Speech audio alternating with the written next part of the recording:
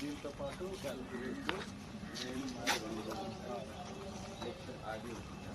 అంటే అది 2వ రూము 3, 4, 5 సార్. దాంట్లోనే 2 రూములు పెట్టారు. 6A, 6B sir. 6A, 6B sir. 7 sir. 8, 9 order ఉంటాయి సార్.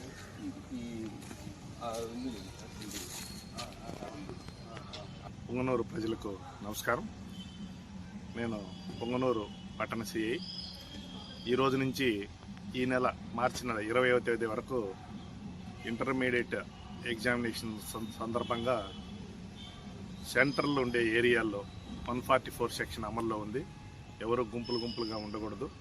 అట్లే జెరాక్స్ సెంటర్లు కూడా అన్నీ క్లోజ్ చేయించడం జరిగింది.